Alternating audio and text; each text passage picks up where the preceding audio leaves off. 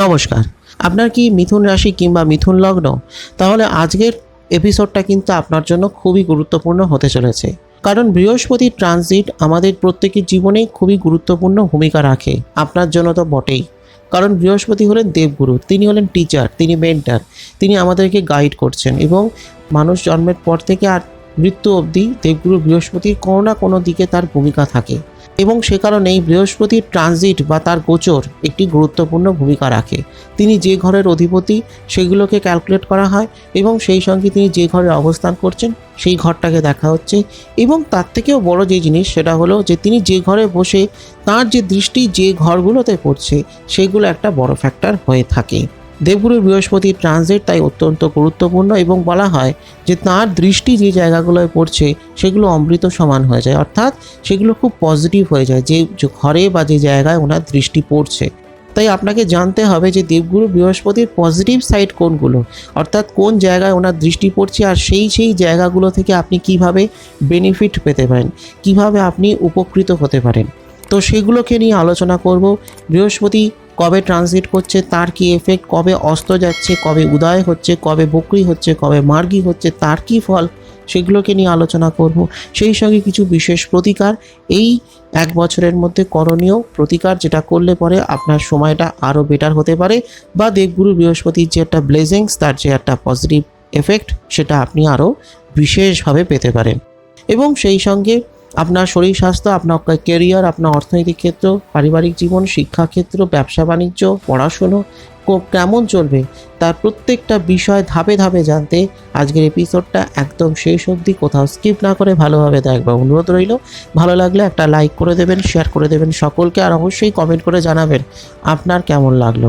সেই সঙ্গে অ্যাস্ট্রো আয়ুষ চ্যানেলে যদি আজ আপনি প্রথম হন তাহলে চ্যানেলটিকে এখনই সাবস্ক্রাইব করে পাশের বেল আইকনটায় ক্লিক করে রাখুন, ফলো আর লাইক করে রাখুন অ্যাস্ট্রো আয়ুষ ফেসবুক পেজ, যাতে যখনই আমি যে তথ্য দেব তার আপডেট আপনার কাছে সবার আগে পৌঁছয়। তাহলে কি দাঁড়াচ্ছে না, দেবগুরু বৃহস্পতি তিনি 1 মে 2024 বেলা 2:30টার সময় বৃষ রাশিতে প্রবেশ করবেন। এবার বৃষ রাশিতে প্রবেশ করার পর তিনি ঠিক দুদিন পর অর্থাৎ 23 মে রাত 10টার সময় তিনি কম্বাস্ট অবস্থায় চলে যাচ্ছেন। কম্বাস্ট অর্থাৎ অস্ত হয়ে যাচ্ছেন।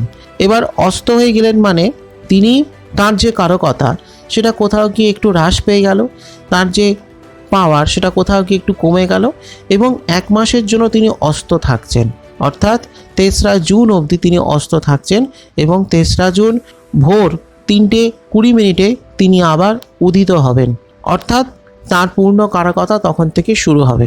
এবার আরও একটা বলার বিষয় যে দেবগুরু বৃহস্পতি যে ঘরে তার অবস্থান অর্থাৎ বৃষ রাশি, সেই বৃষ রাশির অধিপতি হলেন কিন্তু শুক্রাচার্য অর্থাৎ দৈত্যগুরু, অর্থাৎ দেবগুরু বৃহস্পতি এবং দৈত্যগুরু শুক্রাচার্য একে অপরের শত্রু, আদর্শগত শত্রু। এবং বৃষরাশির তত্ত্ব হলো ভূমিতত্ত্ব আর দেবগুরু বৃহস্পতির তত্ত্ব হলো অগ্নিতত্ত্ব। ফলে সেক্ষেত্রে শত্রু গৃহে বৃহস্পতির প্রবেশ ঠিকই, কিন্তু অন্যদিকে দৈত্যগুরুর গৃহে দেবগুরুর প্রবেশ। তাই এই ট্রানজিট বৃহস্পতি অন্যান্য ট্রানজিটের থেকে একটু আলাদা এবং একটু বিশেষ। আবার অন্যদিকে দেবগুরু বৃহস্পতি হলেন আপনার সপ্তমপতি এবং দশমপতি, অর্থাৎ আপনার প্রেম, পার্টনার, বন্ধুত্ব, বিবাহিত জীবন, সেই সঙ্গে আপনার বিজনেস, এই সমস্ত কিছু দেখছেন হচ্ছে দেবগুরু বৃহস্পতি। আবার সেই সঙ্গে আপনার কর্ম, আপনার ক্যারিয়ার, এই সমস্ত কিছু দেখছেন হচ্ছে দেবগুরু বৃহস্পতি। এবার এই দশমপতি এবং সপ্তমপতি চলে যাচ্ছেন কোথায় না দ্বাদশে, অর্থাৎ সপ্তম এবং দশমের সঙ্গে দ্বাদশের কানেকশন হচ্ছে। এবার দ্বাদশে বসে ওনার দৃষ্টি কোথায় পড়ছে, আপনার ষষ্ঠে পড়ছে সপ্তম দৃষ্টি, সেই সঙ্গে পড়ছে চতুর্থে এবং সেই সঙ্গে পড়ছে আপনার অষ্টমে, অর্থাৎ ষষ্ঠ হয়ে গেল আপনার রোগ, রিপু, জ্বালা, শত্রু ইত্যাদির জায়গা। চতুর্থ হয়ে গেল আপনার পরিবারের জায়গা, ফ্যামিলি বা আপনার মাতৃস্থান, আপনার যে ডিজায়ার, আপনার যে ইচ্ছে, ছোট ছোট মানুষের যে স্বপ্ন ইচ্ছে থাকে সেগুলোর জায়গা। সেই সঙ্গে আপনার অষ্টম অর্থাৎ আপনার মানব স্থান, সেই সঙ্গে আপনার প্রপার্টি, ধনসম্পদ ইত্যাদির জায়গা। তাহলে প্রথমেই যেটা বলেছিলাম যে দেবগুরু বৃহস্পতি যে জায়গায় দৃষ্টি পড়ে সেই দৃষ্টিগুলো অমৃতময় হয়ে যায়, অর্থাৎ খুব পজিটিভ হয়ে যায়। তো যে জায়গাগুলোয় দৃষ্টি পড়ছে সেই জায়গাগুলো অর্থাৎ চতুর্থ, ষষ্ঠ এবং অষ্টম, এই 3টে ভাবে ওনার যে দৃষ্টি, এই দৃষ্টি কিন্তু অত্যন্ত শুভ এবং এই দৃষ্টির ফলে আপনার জীবনের এই 3টে ক্ষেত্র অত্যন্ত স্ট্রং হতে চলেছে। এবং সেই সঙ্গে বলতে হবে যে এই যে 3রা জুন থেকে তিনি উদিত হলেন, তারপর থেকে তিনি মার্গী হয়ে চলবেন এবং তারপর আবার 9 অক্টোবর 2024 সকাল 10টায় তিনি বকরি হয়ে যাচ্ছেন বা রেট্রোগ্রেড হয়ে যাচ্ছেন। আবার কি হচ্ছে না 4 ফেব্রুয়ারি 2025 বেলা 1:45 সময় তিনি আবার মার্গী হচ্ছেন, অর্থাৎ তিনি তার বক্রতা ত্যাগ করছেন। এবার এই যে 1 বছরের মধ্যে দেবগুরু বৃহস্পতি একবার অস্ত হলেন, তারপর উদয় হলেন, তারপর আবার তিনি বকরি হলেন, আবার তিনি মার্গী হলেন। তো এর যে এফেক্ট, এইগুলো কি, তার কি প্রভাব থাকছে, সেগুলোকে নিয়েই ধাপে ধাপে একটা আলোচনা শুরু করা যাক। প্রথমত যদি আপনার শরীর স্বাস্থ্য নিয়ে বলি, তাহলে বলবো যে শরীর স্বাস্থ্যটা কিন্তু আপনার মোটামুটি চলবে। হ্যাঁ, কিছু কিছু মানসিক চাপ আপনার ওপর থাকতে পারে, ঘুমের কিছু ডিস্টার্ব হতে পারে, কিংবা আপনার যদি হাই ব্লাড প্রেশার বা হার্টের যদি কোনো প্রবলেম থাকে তাহলে সেক্ষেত্রে একটু সমস্যা হতে পারে, কিন্তু বড় কোনো প্রবলেম আপনার হবে না। এবং এইটুকু বলতে পারি, যদি আপনার দীর্ঘমেয়াদী কোনো সমস্যা থাকে, দীর্ঘদিন ধরে রোগে ভুগছেন, কোনো প্রবলেম চলছে, তাহলে কিন্তু সেই সমস্যাগুলো অনেকটাই কাটিয়ে উঠতে পারবেন। কারণ কি, বৃহস্পতির 6ষ্ঠ গৃহে দৃষ্টি, এটা কিন্তু অত্যন্ত শুভ একটি দৃষ্টি। এবং কি হচ্ছে না, আপনার 6ষ্ঠ গৃহ হয়ে গেল রোগ, রিপু, জ্বালা, শত্রু ইত্যাদির জায়গা।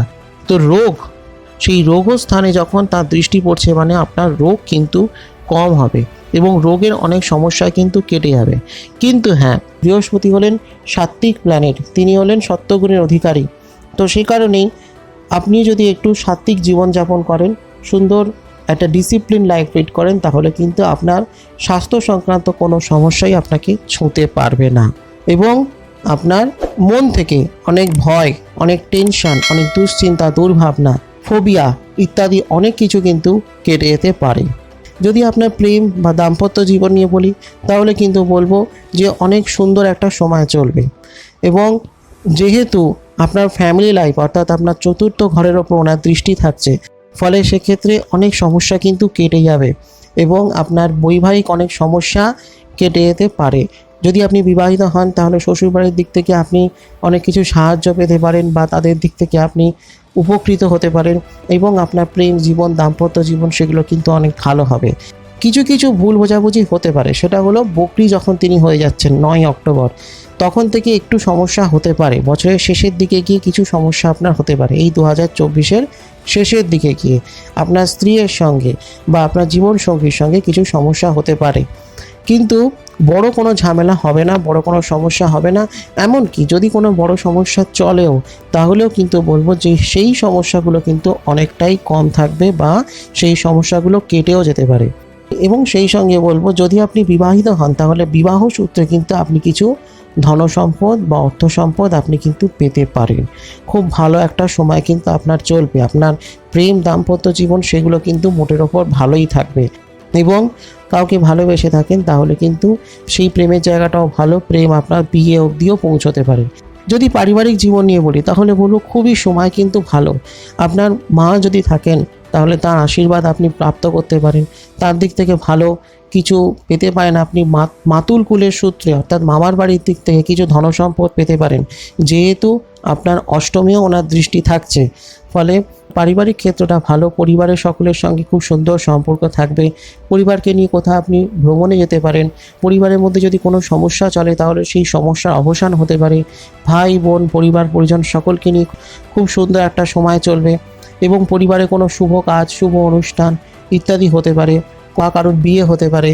ভালো টাইম কিন্তু আপনার এই একটা বছর ফ্যামিলি লাইফ ভালো চলবে এবং ফ্যামিলি হলো আমাদের লাইফের ভিত। তো সে কারণে এই 4র্থ ঘরে ওনার দৃষ্টি, সেটি অত্যন্ত শুভ। এবং আপনার বাবা মা যদি অসুস্থ থাকেন, বিশেষ করে মা যদি অসুস্থ থাকেন, তাহলে বলবো যে সেই সমস্যাগুলো কিন্তু অনেকটাই কেটে যাবে। এবং আরও একটা বলার বিষয়, যে যেহেতু আপনার 4র্থ ঘরে এই মুহূর্তে কেতু অবস্থান করছে।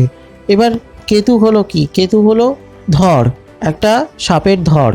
এবার তার মাথা নেই, সে দেখতে পায় না, তার আশপাশটা পুরোটাই অন্ধকার। ফলে যেখানটা সে অবস্থান করছে, সেখানে কিছু না কিছু সমস্যা সে সৃষ্টি করতে পারে। এবার দেখতে হবে যে আপনার বুধের অবস্থান আপনার ন্যাটাল চার্টে বা আপনার হরোস্কোপে কোথায় রয়েছে।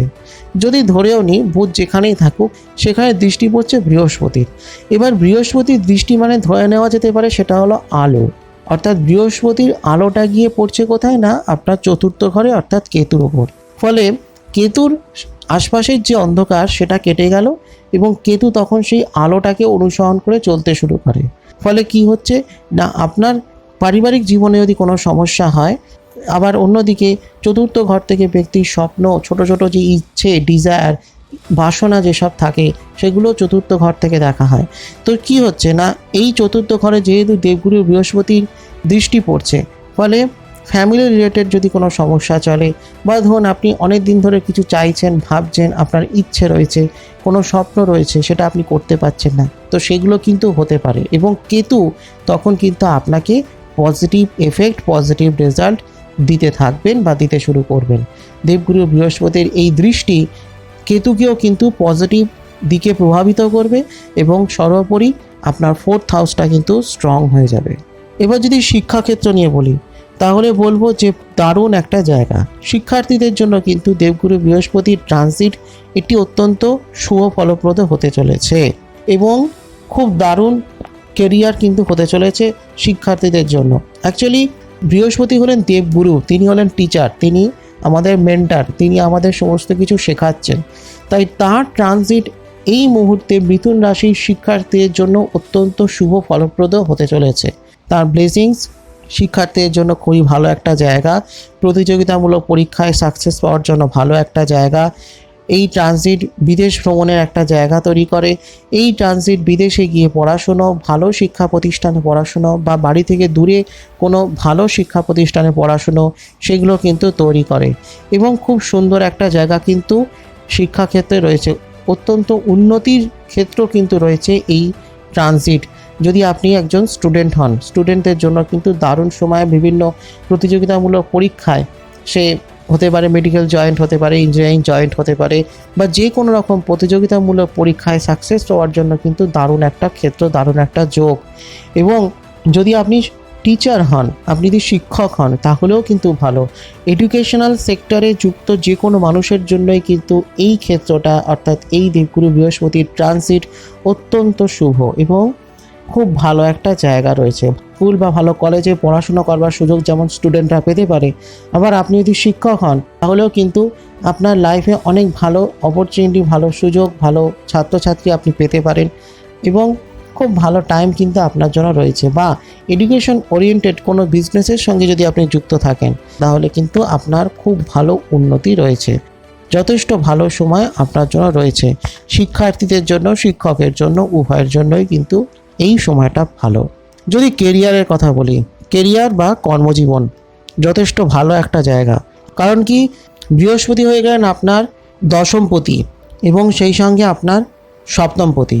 তাহলে সেক্ষেত্রে সপ্তম গৃহ থেকে হয়ে গেল ব্যক্তির ব্যবসা বাণিজ্য, আবার দশম গৃহ থেকে হয়ে গেল ব্যক্তির কর্ম, ব্যক্তির চাকরি, ব্যবসা, সব কিছুই কেরিয়ারের জায়গা, কর্মের জায়গা, কর্মের পথ প্রতিষ্ঠা লাভের জায়গা। তো দশমপতি এবং সপ্তমপতি কানেক্ট করছে দ্বাদশকে এবং দ্বাদশে বসে ওনার দৃষ্টি কোথায় থাকছে, আপনার চতুর্থে, ষষ্ঠে আর অষ্টমে। এবার চতুর্থ ঘরটাকে নিয়ে তো বলে দিলাম। এরপর যেটা বাকি রইল ষষ্ঠ ঘর আর অষ্টম ঘর। এবার ষষ্ঠ ঘরে মানে হয়ে গেল আপনার প্রতিযোগিতার জায়গা, কম্পিটিশনের জায়গা। তো এখান থেকে কি প্রমাণ হয় যে যেহেতু আপনার দশমপতির সঙ্গে দ্বাদশপতি কানেক্ট হচ্ছে এবং সেখান থেকে দৃষ্টি থাকছে আপনার ষষ্ঠ গৃহে, ফলে যে কোনো প্রতিযোগিতায়, যে কোনো কম্পিটিশানে সাকসেস পাওয়ার জন্য একটা ভালো জায়গা। এবং আপনার কর্মজীবনেও কিন্তু কম্পিটিশান চলে, চাকরির পরীক্ষায় সাকসেস পাওয়ার জন্য কিন্তু দারুণ একটা সময়। সেটা হতে পারে গভর্নমেন্ট জব, হতে পারে প্রাইভেট সেক্টরে যে সমস্ত মাল্টিন্যাশনাল কোম্পানিগুলো থাকে, তারাও বিভিন্ন রিক্রুটমেন্টের জন্য টেস্ট নিয়ে থাকে। তো সেই সমস্ত বড় থেকে বড় পরীক্ষাগুলোয় সাকসেস পাওয়ার জন্য কিন্তু ভীষণ একটা ভালো ক্ষেত্র। এবং বৃহস্পতির অবস্থান যেহেতু বৃষ রাশিতে, অর্থাৎ শুক্রের ঘরে, ফলে সেটা কিন্তু আপনার জন্য খুবই ভালো। বিশেষ করে আপনি যদি ব্যবসায়ী হন তাহলেও কিন্তু খুবই ভালো। কারণ কি, আপনার সপ্তমপতি দ্বাদশে অবস্থান, ফলে সেটা কিন্তু আপনার কর্মজীবনের জন্য, আপনার ব্যবসার জন্য কিন্তু খুবই ভালো একটা জায়গা থাকছে। এবং সেই সঙ্গে যারা ব্যবসায়ী, আপনি যদি ব্যবসায়ী হন বা আপনি যদি ফ্রিল্যান্স কোনো কাজ করেন বা আপনি যদি সেলফ এমপ্লয়েড হন, তাহলে কিন্তু খুবই ভালো একটা জায়গা। যথেষ্ট উন্নতি কিন্তু আপনার কেরিয়ারে রয়েছে বা আপনার কর্মজীবনে রয়েছে। কর্মজীবনটা কিন্তু দুর্দান্ত এবং যত বড় প্রতিযোগিতাই আসুক না কেন, আপনার কর্মজীবনে আপনার ধরুন যে ব্যবসা রয়েছে, সেই ধরনের, সেই লাইনের ব্যবসায় আরও অনেক কম্পিটিটর থাকতেই পারে। তো সেই প্রতিযোগীদেরকে হারিয়ে তাদেরকে টপকে আপনি সামনের দিকে এগোতে পারেন। বা ধরুন আপনি যে চাকরির পরীক্ষা দিচ্ছেন, সেই চাকরির পরীক্ষায় সকলকে হারিয়ে আপনি সবার আগে এগিয়ে যেতে পারেন, ভালো একটা র্যাঙ্ক করতে পারেন, ভালো চাকরি পাওয়ার একটা সম্ভাবনা কিন্তু তৈরি করে এই বৃহস্পতির এই দৃষ্টি বা তারই গোচর ফল। এবং সেই সঙ্গে যেটা বলার বিষয় যে আপনার যদি রিয়েল এস্টেট কোনো বিজনেস থাকে তাহলেও কিন্তু খুবই ভালো একটা জায়গা, কারণ কি অষ্টমে ওনার দৃষ্টি। ফলে রিয়েল এস্টেট বা জমি বাড়ি সংক্রান্ত কোনো ব্যবসা বাণিজ্য বা ধরুন বিল্ডিং তৈরি করবার যে মেটেরিয়াল থাকে তার যে বিজনেস যেগুলো হয়, অর্থাৎ বালি স্টোন চিপের যে বিজনেসগুলো থাকে, তো এই ধরনের ক্ষেত্রে কিন্তু খুবই ভালো একটা জায়গা থাকছে। এবং সেই সঙ্গে ওনার অবস্থান কিন্তু হচ্ছে দ্বাদশে। এবার দ্বাদশে মানে হয়ে গেল বিদেশ যাত্রা, বিদেশ থেকে বৈদেশিক বাণিজ্য, এক্সপোর্ট ইম্পোর্ট বিজনেস বা বিদেশ সূত্রে আগত অর্থ সম্পদ ইত্যাদি সমস্ত কিছু দেখছেন। ফলে কি হচ্ছে না, আপনার বৈদেশিক বাণিজ্য ভালো হবে, এক্সপোর্ট ইম্পোর্ট বিজনেস যদি থাকে সেগুলো আরও বেটার হবে। বা এমন কোনো কাজ করছেন বা বিজনেস করছেন যেখান থেকে যার মাধ্যমে আপনার বিদেশ থেকে কোনো ধনসম্পদ আসতে পারে, তো সেক্ষেত্রেও কিন্তু ভালো উন্নতি আছে। বৈদেশিক বাণিজ্য কিন্তু আপনার ভালো হবে, আপনি আপনার বিজনেসটাকে আরও ভালো ছড়াতে পারবেন। এবং কি হচ্ছে না, বৃহস্পতি হয়ে গেলেন আপনার দশমপতি, এবার সেই দশম গৃহে অবস্থান করছে রাহু। ফলে কি হবে না, এই রাহু কিন্তু আপনার ব্যবসা বাণিজ্যকে বা আপনি যে কর্ম করছেন, যে সেক্টরে আছেন, সে চাকরি করুন, ব্যবসা করুন, যে কাজই করুন না কেন, সেখানে আপনার নাম সুনাম, আপনার ব্যবসা বৃদ্ধির কারক হয়ে উঠবে। রাহু কিন্তু এক্ষেত্রে আপনাকে অনেকভাবেই সাপোর্ট করবেন। দশমে রাহুর অবস্থান সেটা কিন্তু একটা পজিটিভ, এবং যেহেতু দশমপতি দ্বাদশে অবস্থান, ফলে আপনার কর্ম, আপনার ব্যবসা বাণিজ্য সেগুলো কিন্তু আরও বহু দিকে ছড়িয়ে পড়তে পারে এবং আপনার বিদেশ যাত্রা হতে পারে। আপনি যদি কোনো মাল্টিন্যাশনাল কোম্পানিতে চাকরি করেন সেক্ষেত্রে আপনার বিদেশ যাত্রা হতে পারে, বা অন্য রাজ্যে বা অন্য স্টেটে আপনার যাত্রা হতে পারে, সেখানেও কিন্তু আপনার কর্মপদ প্রতিষ্ঠা হতে পারে, জন্মস্থান থেকে দূরে আপনার পদ প্রতিষ্ঠা প্রাপ্তি হতে পারে। তাই এই সম্ভাবনাগুলো কিন্তু আপনার এই মুহূর্তে বৃহস্পতির যে ট্রানজিট, এই ট্রানজিট থেকে কিন্তু একটা সম্ভাবনা তৈরি করছে এবং আপনি খুব ভালো একটা জায়গা তৈরি করতে পারবেন আপনার কেরিয়ারের জন্য, আপনার কর্মজীবনে সাফল্য অর্জনের জন্য। এছাড়াও আপনার আরও ইনক্রিমেন্টও হতে পারে। তাই চাকরি হোক, ব্যবসা হোক, ফ্রিল্যান্স কোনো কাজ হোক বা সেলফ এমপ্লয়েড হন, সব ক্ষেত্রে কিন্তু ভালো উন্নতি থাকছে। এবার যদি আপনার অর্থনৈতিক ক্ষেত্র নিয়ে বলি, তাহলে অর্থনৈতিক ক্ষেত্র দেখতে গেলে মোট 3টে জায়গা দেখতে হবে। প্রথমটা হলো আপনার একাদশ ক্ষেত্র, যেখান থেকে আপনার ইনকাম হচ্ছে, রোজগার হচ্ছে, আপনি টাকা পয়সা রোজগার করছেন। এরপরেরটা হলো আপনার ব্যয়ভাব, অর্থাৎ দ্বাদশ, যেখান থেকে আপনার টাকা পয়সা ব্যয় হচ্ছে, খরচ হচ্ছে বা এক্সপেন্স। এরপরের যেটা হলো সেটা হলো দ্বিতীয় ভাব, যেখান থেকে দেখা হয় আপনার সঞ্চয় কতটা, আপনি কতটা জমাতে পারছেন। এছাড়া পৈতৃক সূত্রে ধনসম্পদ প্রাপ্তি, অর্থ সম্পদ প্রাপ্তি বা কোনো কিছুর মাধ্যম দিয়ে অর্থ সম্পদ প্রাপ্তি ইত্যাদি সমস্ত কিছু বোঝায় দ্বিতীয় ঘর থেকে। এবার এই 3টে ক্ষেত্র হলো টাকা পয়সা দেখার জন্য প্রধানত 3টে জায়গা। এবার কি হচ্ছে না, আপনার যেহেতু দশমে বৃহস্পতির দৃষ্টি, ফলে সেটা আপনার জন্য তো অত্যন্ত শুভ একটি ক্ষেত্র, বা বলা যেতে পারে শুভ একটা যোগ, আপনার কর্মকে অত্যন্ত পজিটিভ করবে। এবং যখন কর্ম আপনার পজিটিভ, খুব স্বাভাবিক যে এটাই যে আপনার অর্থনৈতিক ক্ষেত্র আরও পজিটিভ হবে, আরও ভালো হবে এবং আপনি রোজগার করতে পারবেন, আপনার আর্থিক শ্রীবৃদ্ধি হবে। এবং যেহেতু আপনার দ্বাদশে বৃহস্পতির অবস্থান রয়েছে স্বয়ং, ফলে সেক্ষেত্রে আপনার ব্যয় বৃদ্ধি বা খরচ বৃদ্ধির সম্ভাবনা অনেকটাই কম হবে। টাকা পয়সা আপনি সঞ্চয় করতে পারবেন, রোজগার করতে পারবেন। আর যেটা হলো কি, যেহেতু দ্বাদশে রয়েছে বৃহস্পতি, ফলে কখনো কখনো কিছু কিছু ক্ষেত্রে আপনার খরচ ব্যয় হতেও পারে, এবং সেটা যদি হয় তাহলে সেক্ষেত্রে কোনো ধর্মীয় কাজে বা কোনো শুভ কর্মে বা মঙ্গলজনক কার্যে আপনার খরচ ব্যয় হতে পারে, কোনো দাতব্য কার্যে আপনার ব্যয় হতে পারে। আদারওয়াইজ কোনো বাজে খরচ বা মিসইউজ হবে না, এবং আপনার যে এক্সপেন্স খরচ সেগুলো অনেক কন্ট্রোলে থাকবে, অনেক নিয়ন্ত্রণে থাকবে। খুব স্বাভাবিকভাবেই আপনি বেশ কিছু পরিমাণ টাকা সঞ্চয় করতেও পারবেন, আপনার সঞ্চয়টাও ভালোই থাকবে। এক্ষেত্রে একটা জিনিস দেখতে হবে যে আপনার চন্দ্রের পজিশন কী, অর্থাৎ আপনার রাশি হলো মিথুন রাশি, আপনার রাশি অনুযায়ী চন্দ্র মিথুনের ঘরে রয়েছে সেখানে কি পজিশন রয়েছে, চন্দ্র কতটা ভালো জায়গায় রয়েছে, কতটা বলবত্তায় রয়েছে, বা কিংবা চন্দ্রের ওপর কোনো পাপগ্রহের অবস্থান আছে কিনা, বা চন্দ্রের সঙ্গে কোনো পাপগ্রহ অবস্থান করছে কিনা, এগুলো একটা ভীষণ বিচার্য বিষয়। যদি চন্দ্র যদি ভালো জায়গায় থাকে তাহলে কিন্তু জানবেন আপনার পৈতৃক সূত্রে বা পারিবারিক সূত্রে অর্থ ধনসম্পদ আপনার যেমন প্রাপ্তি হতে পারে, ঠিক সেরকমভাবে আপনি যে রোজগার করছেন সেই রোজগার থেকে কিছু পরিমাণ টাকা আপনি সঞ্চয় করতে পারবেন এবং যার ফলে আপনার ব্যাংক ব্যালেন্স বাড়বে। তাই এক্ষেত্রে চন্দ্রের ভূমিকা খুবই গুরুত্বপূর্ণ। এবং যদি সাধারণ দৃষ্টিভঙ্গি থেকে বলা যায় তাহলে বলবো যে আপনি টাকা পয়সা আরও রোজগার করতে পারবেন। আপনার কর্মক্ষেত্র যেমন ভালো, ঠিক সেরকম আপনার আর্থিক ক্ষেত্রও কিন্তু ভালো হবে। তো যথেষ্ট ভালো সময় কিন্তু রয়েছে, আপনার আর্থিক ক্ষেত্র কিন্তু ভালোই চলবে। এরপর যেটা হলো কিছু সহজ প্রতিকারের কথা বলবো, যেটা করলে পরে এই সময়টা আপনার জন্য খুবই শুভ চলতে পারে বা শুভ হতে পারে। প্রথম কথা হলো প্রত্যেক দিন স্নান করে সকালবেলা আপনি নিজের অনামিকা আঙুল দিয়ে নিজের কপালে একটি সাদা চন্দনের তিলক লাগাবেন বা টিপ লাগাবেন। এটা অত্যন্ত পজিটিভ এবং এটা করলে পরে বৃহস্পতি যেমন একটা পজিটিভ এফেক্ট যেমন থাকবে, সেই সঙ্গে চন্দ্রেরও একটা পজিটিভ এফেক্ট থাকবে।